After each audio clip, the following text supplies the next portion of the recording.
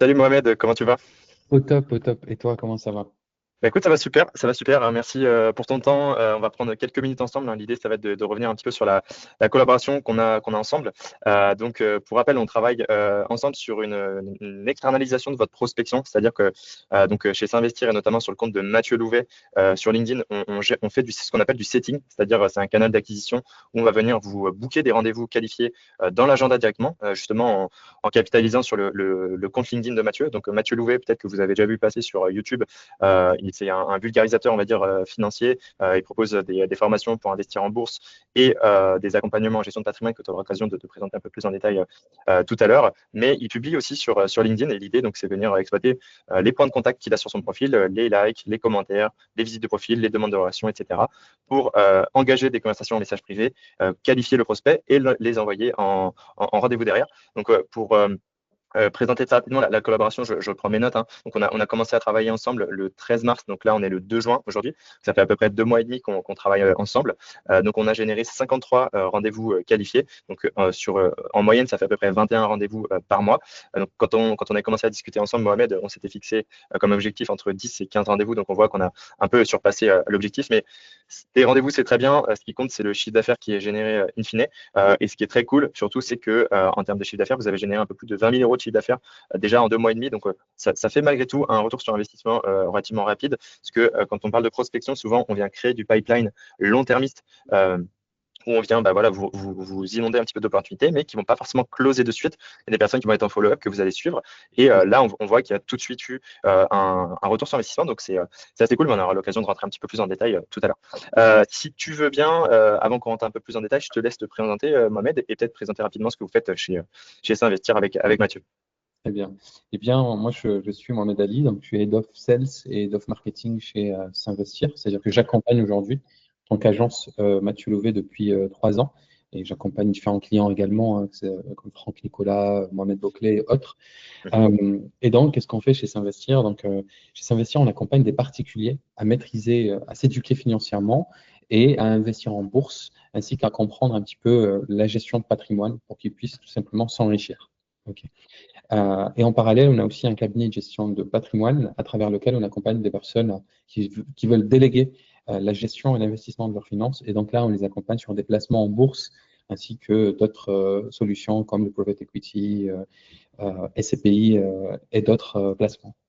Ok, bah, écoute, c'est clair. En tout cas, moi, j'étais très content de découvrir l'activité. Je commençais à travailler ensemble puisque c'est un sujet sur lequel j'ai beaucoup d'appétence, hein. Je me suis bouffé je pense, des dizaines, voire centaines d'heures de vidéos sur la bourse, l'investissement, un petit peu développer son patrimoine personnel. J'ai, dans une autre expérience, travaillé un petit peu en cabinet de gestion de patrimoine plus classique, on va dire, où là, c'est des frais plus importants. Là, vous êtes sur un modèle un peu plus disruptif où il n'y a pas de frais cachés, tout est assez clair. Et l'idée, c'est notamment, ce que Mathieu fait avec sa chaîne YouTube, c'est de rendre l'investisseur indépendant, qui puisse investir en autonomie et ne pas se prendre tous les frais que des cabinets de gestion de patrimoine plus classiques peuvent appliquer ou même des banques. Donc voilà, c'était assez cool de travailler sur cette activité-là. Avant, donc ça fait à peu près 3 à 4 mois qu'on a commencé les discussions ensemble. Pourquoi tu es venu nous voir au départ? Euh, je voyais le potentiel à travers le setting sur LinkedIn. Mhm. Tu m'as proposé ta prestation, en tout cas ton offre au meilleur moment. Ouais. Euh, et là, à ce moment-là, ce que je voulais, c'était justement découvrir le potentiel sur LinkedIn. Ouais. Ok. Ouais, parce que donc vous aviez déjà testé un petit peu le setting sur Instagram qui fonctionnait pour vous, mais LinkedIn, on n'y pense pas forcément tout de suite. On se dit, bon, bah, ouais, c'est peut-être plutôt un réseau social professionnel. Donc vous, c'est quelque chose d'assez B2C, enfin très B2C même ce que vous vendez. Et l'idée, c'était de tester aussi le canal, donc qu'on a validé aussi. Donc ça a été intéressant de valider cette partie-là. Donc voilà, il y a d'autres options qui existent sur le marché. Qu'est-ce qui vous a convaincu qu'on était la meilleure, en tout cas celle que vous avez choisi de prendre? Euh, le premier point, c'est le fait que tu connaisses le monde de la finance. Ouais, Donc, c'est une nice. sécurité pour nous, c'est-à-dire que tu as été opérationnel très rapidement. Mm. On n'a pas eu besoin de te former sur ces points-là. Deuxième point, c'est que j'ai senti une forme de professionnalisme. Mhm. Voilà, je l'ai ressenti, ce qui m'a aussi réconforté dans mon choix. Et le troisième point, c'est que tu m'as incité. Tu as pu le faire, donc Ouais. forcément, je l'ai vécu comme mes prospects le vivent avec vous et ça m'a réconforté aussi. Ok. Bah, c'est sûr qu'il y a cet élément-là de réassurance. Nous, ce qu'elle dire, la prestation de setting qu'on propose, parce que c'est avant tout quelque chose qu'on fait. En fait, le setting, c'est notre canal d'acquisition numéro un. Et c'est surtout notre canal de chiffre d'affaires numéro un quand on regarde nos tableaux de bord. Là, ça s'est avéré être le cas sur la fin d'année. On a fait forcément le bilan. Quand on regarde tous nos canaux d'acquisition, c'est le setting, en tout cas pour Skelésia, qui nous rapporte le plus de leads et le plus de chiffre d'affaires. Donc le fait de faire ce qu'on vend, enfin forcément, c'est un point positif. Puis là, j'avais un petit peu cet unfair advantage d'avoir bossé en gestion de patrimoine avant. Donc forcément, je comprends que c'était un élément de réassurance. Sur la collaboration, est-ce qu'il y a une chose, enfin plusieurs choses, ou ne serait-ce qu'une chose que tu as préférée? Oui, avoir la visibilité sur les datas, et avoir une Mhm. présentation claire, concise et qui va à l'essentiel, ainsi qu'avoir une clarté sur le nombre d'appels, le nombre de rendez-vous, le nombre de messages envoyés, Ouais. à présenter d'une manière simpliste aussi. Donc je dirais avoir cette transparence-là, ça m'a beaucoup aidé. Ça m'a Mhm. permis d'avancer rapidement, chose que je n'ai pas forcément eu avec d'autres agences de prospection et de setting. Ouais, bah forcément, l'avantage du setting, c'est que c'est pas une boîte noire. De toute façon, les conversations sont faites sur le LinkedIn du client. Donc, si le client Mm. veut regarder les discussions et qu'il sait exactement ce qui se passe, ça permet de juger de la qualité, mais d'avoir aussi une transparence sur les datas, ce qui a été engagé, c'est aussi pertinent. Et c'est pourquoi, au-delà de la data qu'on vous remonte de manière hebdomadaire, il y a des points de suivi qui sont prévus tous les mois où l'idée, c'est de vous dire, bah voilà, ce mois-ci, on a engagé tant de discussions, tant ont répondu, tant sont partis en rendez-vous. On voit est-ce qu'on est en dessous de nos standards, au-dessus de nos standards. Et l'idée, c'est d'interpréter ces datas pour justement l'améliorer, essayer si on voit qu'il y a un goulot d'étranglement, par exemple, sur les réponses, c'est peut-être que notre première question n'est pas assez pertinente.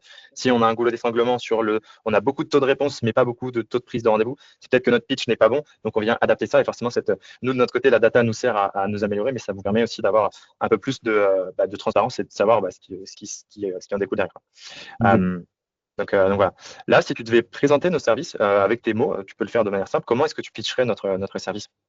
À vous. Je dirais une solution qui permet d'avoir une source d'acquisition prédictible. Mhm. Ouais, prédictible et donc qui viendrait rassurer toute entreprise. Parce que bah, forcément, quand tu as une source d'acquisition qui est prédictible, tu sais combien de nombre de rendez-vous tu vas avoir et tu sais combien à peu près de chiffre d'affaires tu vas générer. Et donc, ça te permet de te projeter sur les mois à venir.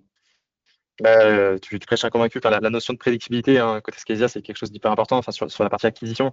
C'est-à-dire que si voilà, vous ambitionnez d'augmenter votre chiffre d'affaires de 20 000 euros mensuels et que vous avez un panier moyen à X milliers d'euros et un taux de closing de 50%, par exemple, bah, C'est vous ça. savez que vous avez besoin de, je sais pas, 30 rendez-vous par mois qui tombent, Exactement. et donc pour avoir 30 rendez-vous, il faut avoir tant de réponses, et donc il faut engager tant de discussions, et donc ajouter tant de personnes au début du funnel sur LinkedIn. Donc c'est vraiment cette idée aussi, c'est pour ça que la data est très importante et intéressante, de maîtriser justement tout le funnel et ne pas être dans une attente où voilà, on va faire des coûts marketing de temps en temps avec une vidéo LinkedIn ou une vidéo YouTube qui explose, de Ouais. vraiment gérer ça. Et surtout, je pense qu'il est intéressant aussi avec le compte de Mathieu, c'est que il fait énormément de contenu sur YouTube, mais c'est quelque chose d'assez descendant, c'est-à-dire qu'il apporte de la valeur gratuitement.